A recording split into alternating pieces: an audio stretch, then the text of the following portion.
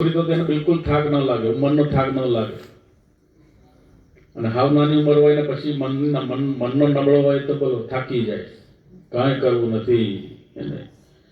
તો વાસ્તવમાં જીવનની અંદર બધું સત્કર્મ કામ કરે છે. ભાગ્યનો ઉદય થયો હોય ત્યારે વાસ્તવમાં સત્યવતી નંદન ભગવાન વેદવ્યાસ બાદરાયણ લખે છે કે ભાગ્યનો જ્યારે ઉદય થાય ત્યારે આપણને ભાગવત કથા પ્રાપ્ત થઈ જાય. જન્માંતરે ભવેત પુણ્યમ યદા ભાગવતમ લભેત. જન્માંતરે ભવેત પુણ્યમ. આ જન્મ નહીં, તમે કઈ જન્મનું પુણ્ય કર્યું હોય, આ જન્મ એટલું પુણ્ય ના હોય. 5, 25, 50, 75 વર્ષમાં એટલું પુણ્ય ના હોય. કઈક જન્મનું પુણ્ય હોય, એમાં તમારા પિતૃઓનું, વડીલોનું, પૂર્વજોનું પુણ્ય ભળતું હોય અંદર. તમારા ઘરમાં કોઈ પુણ્યશાળી વ્યક્તિ આવ્યું હોય, એના પગલે પગલે પણ એવો સંકલ્પ થતો હોય છે. જો દીકરી ગમતી નથી આપણને, ગમે છે? ઉતરેલી કડી જો મોડું થઈ જાય, દીકરી આવે, છોકરો આવે તો પેંડાવ્યા છે. પણ દીકરી સાક્ષાત જગદંબા છે, રાજરાજેશ્વરી છે, લક્ષ્મી. ભગવાન એના પગલે પગલે તમે સુખી કરવા માંગતા હોય છે, પણ તમારી મન નબળાય છે. મનનું તમારું નબળું પાસું છે, એટલે તમને દીકરી ગમતી નથી. જો માને પુત્ર વધુ જોવે છે, છોકરાને બહુ જોવે છે, એની બેનને નણંદ જોવે છે, પિતાને બહુ જોવે છે, પણ કોઈને દીકરી ગમતી નથી. ગમે છે? બધાને હું જોવે છે. દીકરી બધામાં આવે તો દીકરી હશે તો પુત્ર વધુ બનશે, નણંદ બનશે, પછી પુત્ર વધુ વહુ બનશે. જો પણ આપણને એ ગમતું નથી. એના પગલે પગલે આપણે આ સાંપ્રત જમાના સુધરી ગયેલા, બહુ પહોંચી ગયા આગળ જમાનાની અંદર આપણે એ મનની અંદરથી રીધા કાઢી નાખવી જોઈએ. પુત્ર અને પુત્રીમાં પુત્ર પણ એ પુત્ર હોય છે આપણને.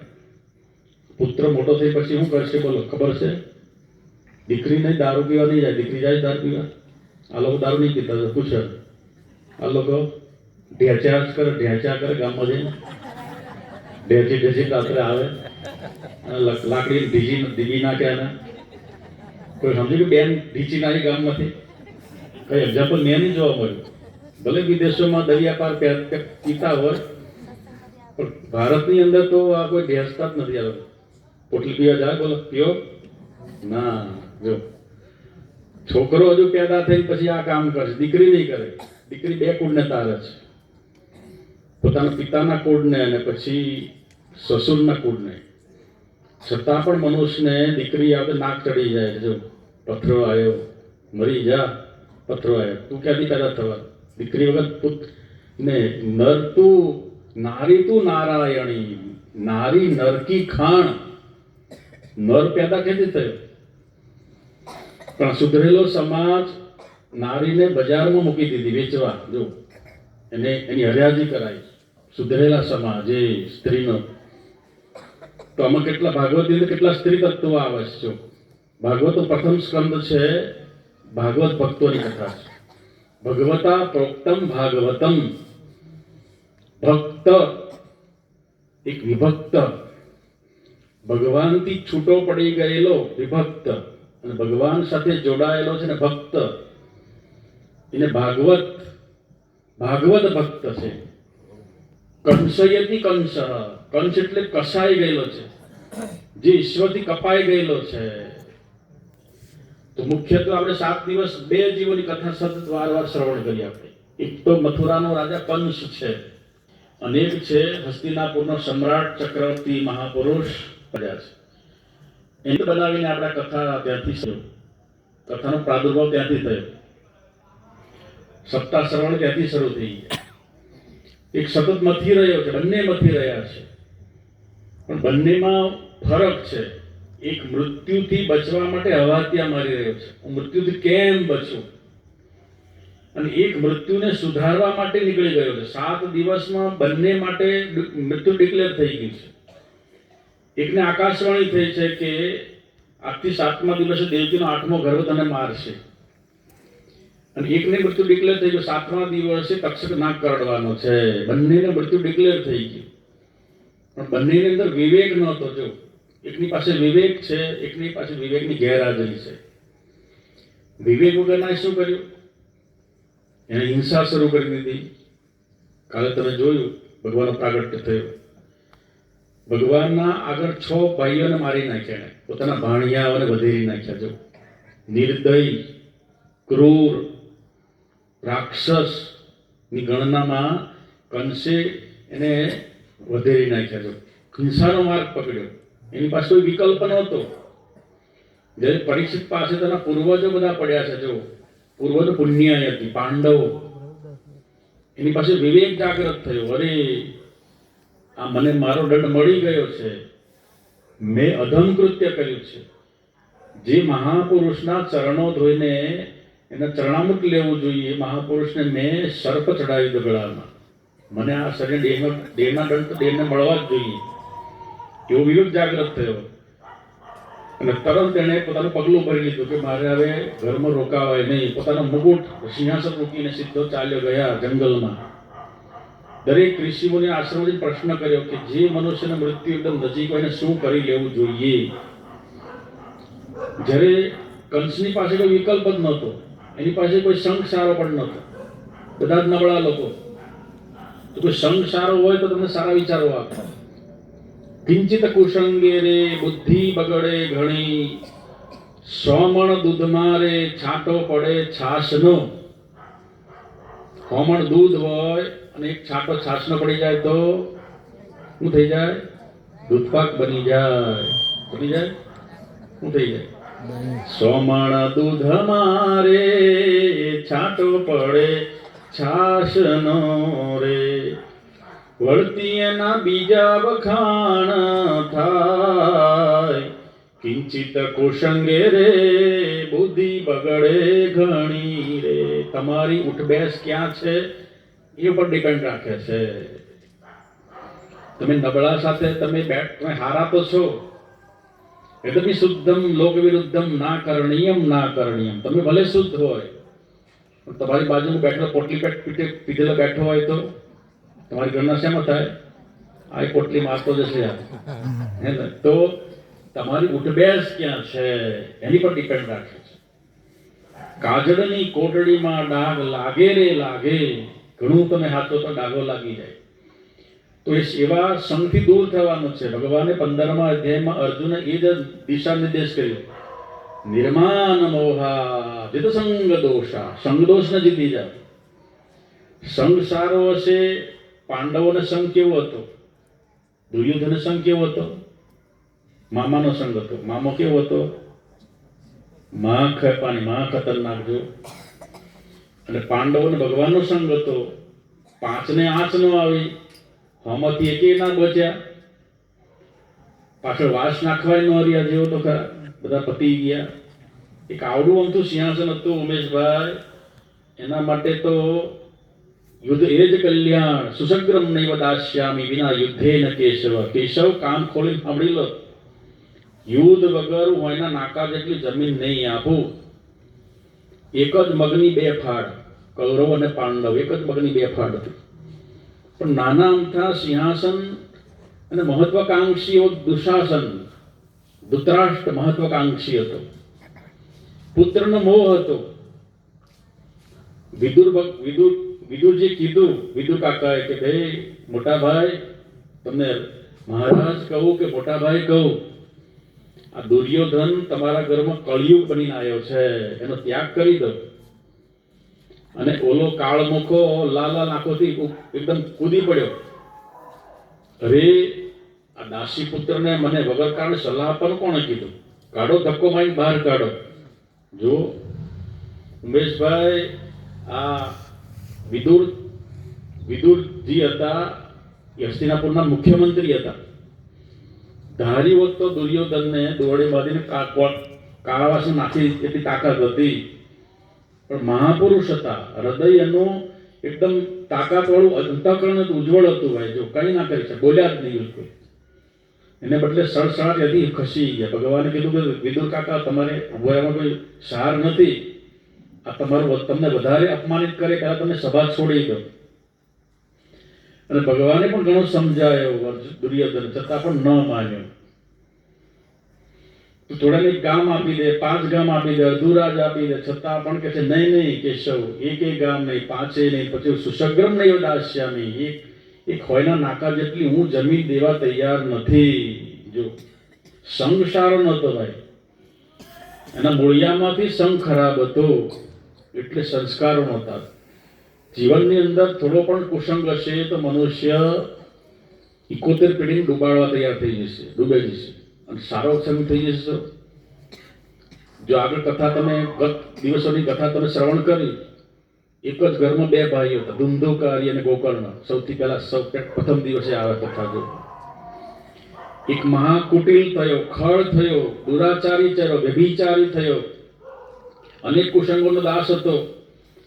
જ્યારે એક મહાપુરુષ થઈ ગયા ગોકર્ણ મહાત્મા, જેને પિતાને ઉપદેશ આપીને જંગલમાં કહે છે તમે પિતાજી ભજન કરો. જ્યારે ધુંધુકારીએ પોતાના પિતાને માર્યા, માતાને મારી, સવારમાં ઉઠીને માં કૂવામાં પડી મરી ગઈ એને, અને પોતે પણ પ્રેત થયો. જો એના ઉદ્ધારને માટે કથા ત્યાંથી શરૂ થઈ ગઈ. ગોકર્ણ મહારાજે કથા કરી અને પછી ધુંધુકારને ઉદ્ધાર કર્યો. તો સંગ કેવો હતો બોલો? સંગ ઉપર આધાર છે. તમારો પણ સંગ કેવો છે? તમારા મિત્રો કેવા છે? તમારો પરિવાર કેવો છે? તમારો પાડોશી કેવો છે? તો સંગ ખરાબ હશે તો તમે આમાં શું વાંધો, પછી એક બુરાઈ 1000 બુરાઈઓને આમંત્રણ આપે છે. તો સંગ સારો કરવો જોઈએ. તો એ ભાગવતના પ્રથમ સ્કંદની અંદર 5 ભક્તોની કથા આવે છે. 5 ભાગવત ભક્તો છે. જો એક તો સૌથી કથા પહેલી આવે છે દ્રૌપદી પાંચાલીની, જેના 5 પુત્રોને અસ્વસ્થામાએ વધેરી નાખ્યા છે. વગર કારણે, વગર દોષે નિર્દોષ બાળકોને મારી નાખ્યા, મિત્રના ઋણને ચૂકવવા માટે. જ્યારે યુદ્ધ સમાપ્ત થઈ ગયું, કૌરવના 99 ભાઈઓ વીરગતિને પ્રાપ્ત થઈ ગયા અને એને મૃત્યુ થઈ ગયું. એક બચ્યો છે દુર્યોધન. દુર્યોધન થાકનું બહાનું કાઢીને જમનાના ધરામાં તળિયે જઈને સૂઈ ગયો. પાણીમાં આરામ કરવા લાગ્યો. એ સમયે ભગવાન કૃષ્ણ 5 પાંડવોને લઈને આવે છે. કેશવ, દુર્યોધન ક્યાં ગયો? તો કે છે તો વિજયનો ઉત્સવ મનાવીએ આપણે. ના, તમે વિજય પ્રાપ્ત નથી કર્યા, દુર્યોધન બાકી છે. દુર્યોધન જીતો તો કે છે ગદાયુદ્ધમાં લલકારો. બોલાવો. કવો ગયો ક્યાં? તો કે આ ફલાણી જગ્યાએ ધરામાં સૂઈ ગયો છે, બોલાવો, લલકારો ગદાયુદ્ધમાં. લલકાર સાંભળીને દુર્યોધન બહાર નીકળ્યો. અરે મૂર્ખ, કાયર, તું જે તારે યુદ્ધ જીતવું હોય તો હજી પણ તું મારી સાથે લડી લે. આ તો મોઢામાં તણખલું એને મારે ઘૂંટણે પડી જાય તો બધું રાત તને પાછું આપી દઈએ, પણ અમારી સાથે ગદા યુદ્ધ કર. અને ગદા યુદ્ધનો લલકાર સાંભળીને દુર્યોધન ફટાક દઈને બહાર નીકળ્યો, પાણીની બહાર. કોણ મને લલકારે છે? તો ધર્મરાજા કહે છે કે હું બોલાવું છું. તમે તો મોટા ભાઈ છો, તમે તો સજ્જન છો, તમારી સાથે હું ન લડી શકું. આ નકુલ ને સહદેવ તો નાના છોકરા જેવા છે. આ અર્જુન તો હાવ નાનું ટેણિયું છે, એની સાથે હું ન લડું તો આલા નકોતર ભીમ સાથે લડું, એમ ટક્કર લો એના. જો ગદાયું ડિક્લેર થઈ ગયું. અને એ સમયે રોજ માર ખાય દુર્યોધન, ભીમ બહુ માર ખાય, કારણ કે એની બોડી સ્ટીલ બોડી થઈ ગઈ હતી. કોની? દુર્યોધનની. કુંતી માતાએ એને આખા શરીરને સ્ટીલ બોડી વજ્રદેહ બનાવી દીધેલું.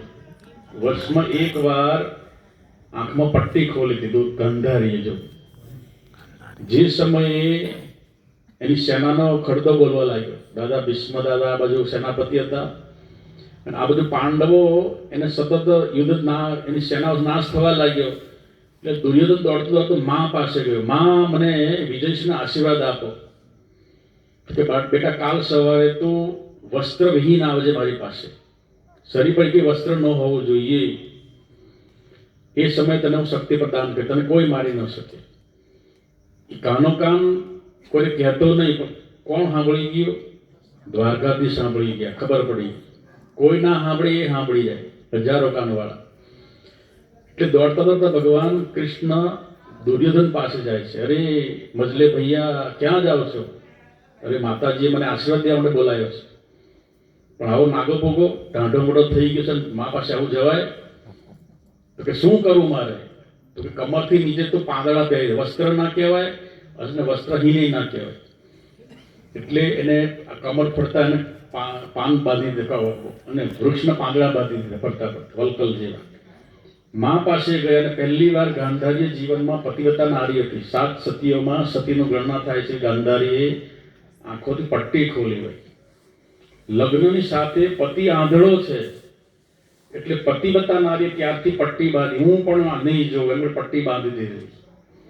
પહેલી વાર પટ્ટી ખોલી કે આંખમાંથી એકદમ સૂર્યના તેજના કિરણો નીકળ્યા અને દુર્યોધન આખા શરીર પર વીંટળાઈ ગયા. અને જ્યારે તેજ સમાહિત થઈ ગયું ત્યારે જોયું, અરે સત્યાનાશ, દુર્યોધન તને હવે કોઈ બચાવી નહીં શકે. કેમ માં?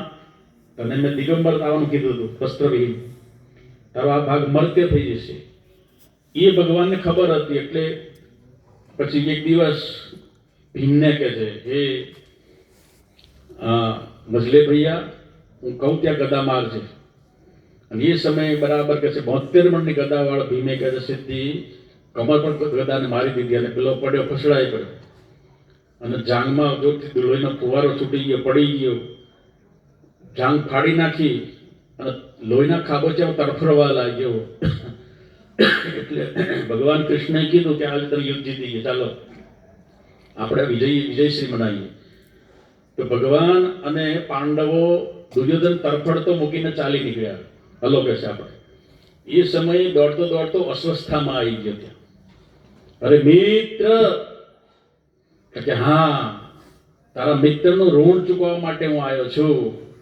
તો મારું એક ઋણ ચૂકવી દે છેલ્લું મરતા પહેલા. શું? તો કે આ પૃથ્વીને ન પાંડવી જોવા માંગુ છું. એ કે પાંડવ બચવો ના જોઈએ. તો કે હા, આ સૂર્યોદય થયા, સૂર્યાસ્ત થયા ત્યાં સુધી હું પાંડવોને એના મસ્તકો ન લાવું તો તમારો મિત્ર નહીં.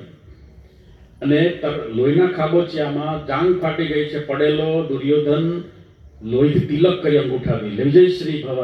જ્યાં મિત્ર અસ્વસ્થામાં લોહીનું તિલક કર્યું. જા તું પાંડવોને મસ્તક મારી પાસે હાજર કર. મિત્ર તું ત્યાં સુધી તારા પ્રાણને ટકાવી રાખજે, હું આવું છું હમણાં. અને ચકચક તું ખડગ લઈને અસ્વસ્થામાં દોડ્યો. દોડતો ગયો જ્યાં પાંડવોની છાવણી હતી. ભાઈ, આ બાજુ ભગવાન કૃષ્ણ ખબર હતી કે આ લોકો પર બહુ મોટી ઘાત છે. એટલે પાંડવોને ભગવાન લઈને રાત્રે જમના કિનારે ચાંદની સૂરજ ચંદ્રમાં ઉગેલો. ચાલો ભાઈઓ, મોટા ભાઈ, આજે વિજયશ્રી મનાવીએ, આપણે ઉત્સવ મનાવીએ, ફરવા જઈએ આપણે. તો પાંડવોને ઉઠાડીને ભગવાન જવા લાગ્યા. પાંડવોના 5 પુત્રો હતા. એ પણ છાવણીમાં ઉતરેલા, એને જગાડ્યા. તો કે અમારે નથી આવું. પાંડવોના 5 પુત્રો ઉઠીને પાંડવોની છાવણીમાં હોઈ ગયા.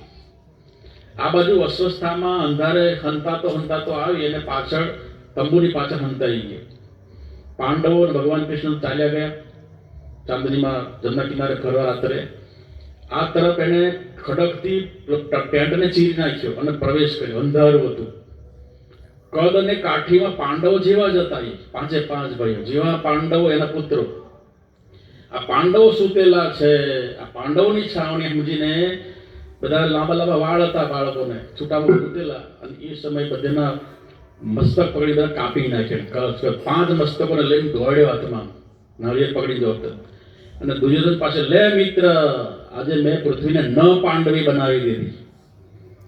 અને આમ આંખ થાકી ગયેલો હતો અને કણસતો હતો.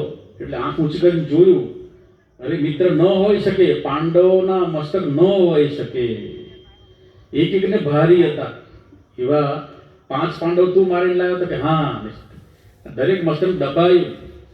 5 મસ્તક તૂટી ગયા. સત્યાનાશ, અસ્વસ્થામાં તને જ્યાં રસ્તો મળે તું ભાગવા લાગ. કારણ કે હવે તું બચવાનો નથી. તને પાંડવોનો મસ્તક નથી, આ પાંડવોના પુત્રોના છે.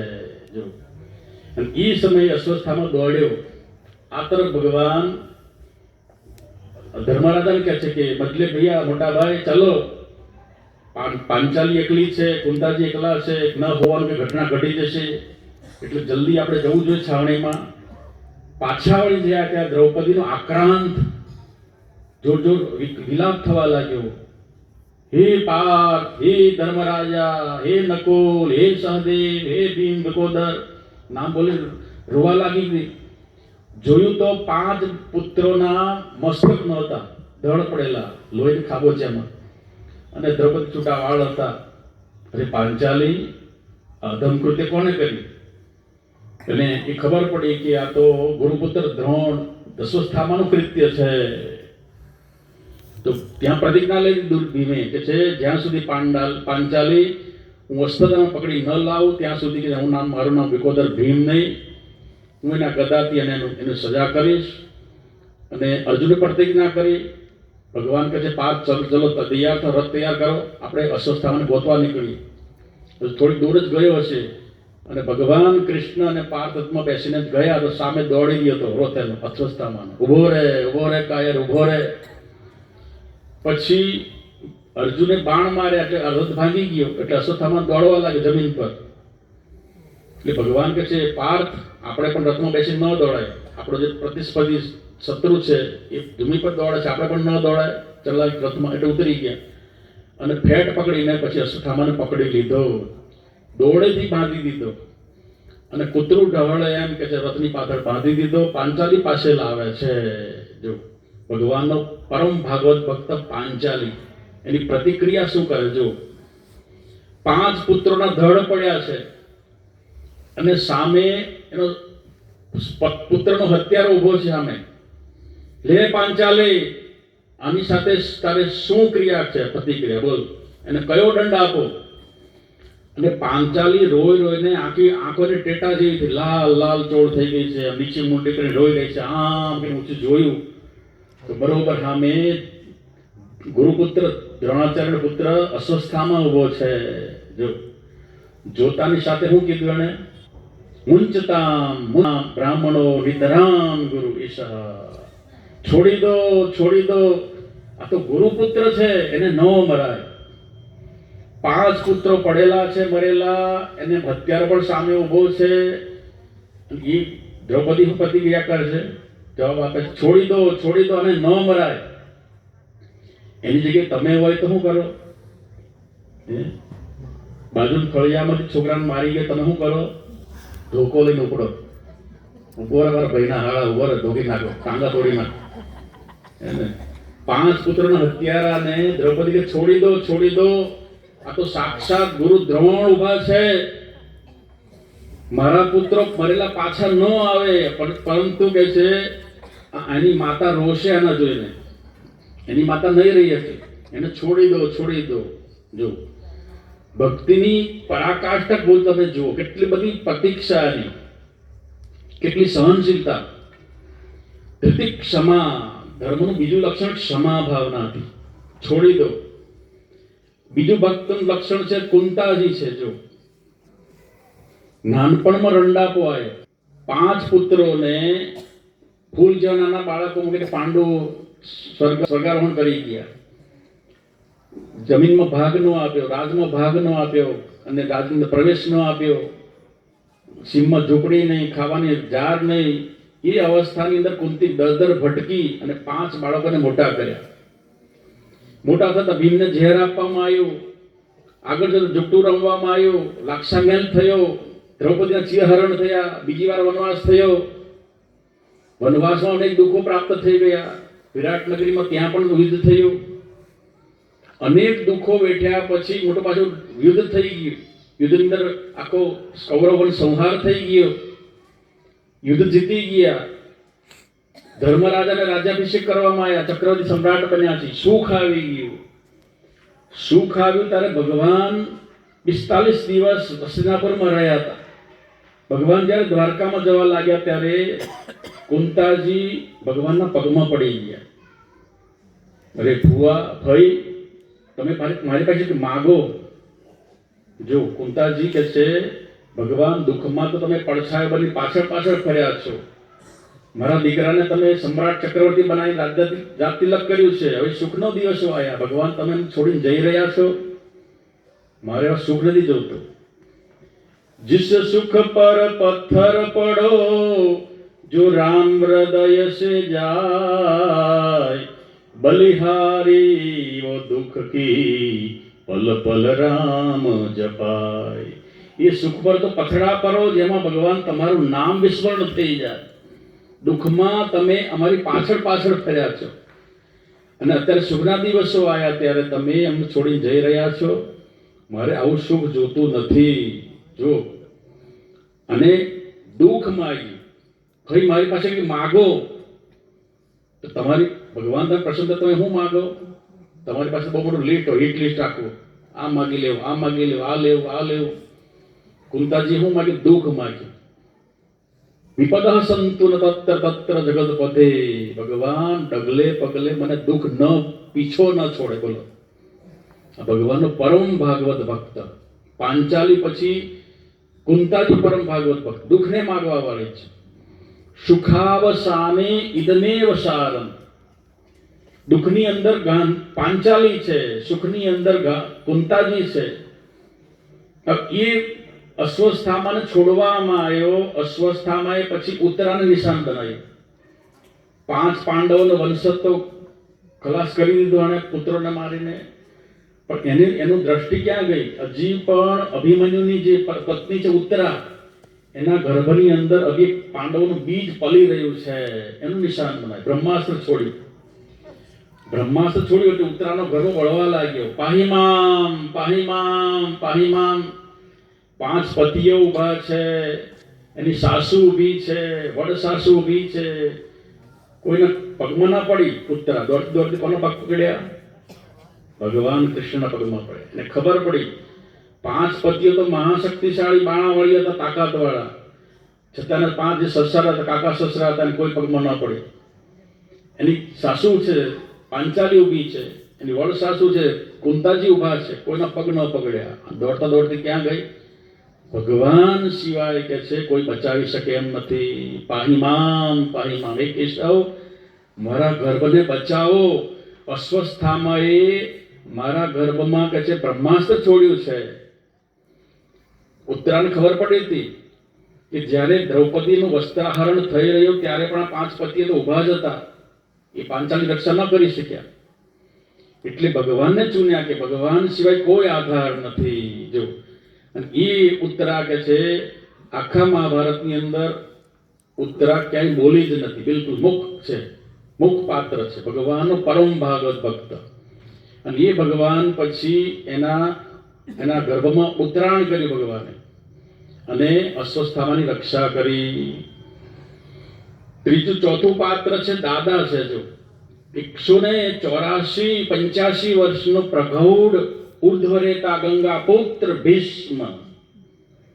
184 વર્ષના થઈ ગયા છે, ઉર્ધ્વરેતા છે, અને કૌરવ વંશનો વડલો છે ભાઈ. જો અને અર્જુનના 84 બાણોથી વિધાઈ ગયેલા એ બાણસિયા પર હુતા છે. 18 દિવસ સુતેલા છે. 10મા દિવસે દાદા પડ્યા. 13મા દિવસે દ્રોણાચાર્ય પડ્યા છે યુદ્ધના મેદાનમાં. અને આખું યુદ્ધની અંદર એ કુરુક્ષેત્રના મેદાનની અંદર ગંગા કિનારે દાદા હુતેલા છે. અર્જુનના 84 બાણો વાગી ચૂક્યા છે. લોહીનું રક્તનું એક ટીપું પણ એના શરીરમાં નથી. અને એ સમયે ભગવાન કે છે પાંચાલીના 5 પુત્રોનું ઉત્તર ક્રિયા કરીને હવે દ્વારકા જવા તૈયાર થઈ ગયા. અને એ ઉત્તરાનો પણ ઉદ્ધાર કર્યો એના ગર્ભનો. અને ભગવાન કે છે યાદ આવ્યું કે મને કોઈ યાદ કરી રહ્યું છે, મેં કોઈને વચન આપ્યું છે. દાદાજી વચન માંગ્યું હતું કે ભગવાન અંત સમયે મને તમે દર્શન આપજો. એટલે ભગવાન કે હાલો હાલો પાંચાલી અને પાંડવો આપણે દાદાને મળવા જઈએ. દાદા હવે ઉત્તરાયણની વાટ જોઈ રહ્યા છે. સૂર્ય ઉત્તરમાં જઈ રહ્યો છે. મકર સંક્રાંતિ ઉત્તરાયણ.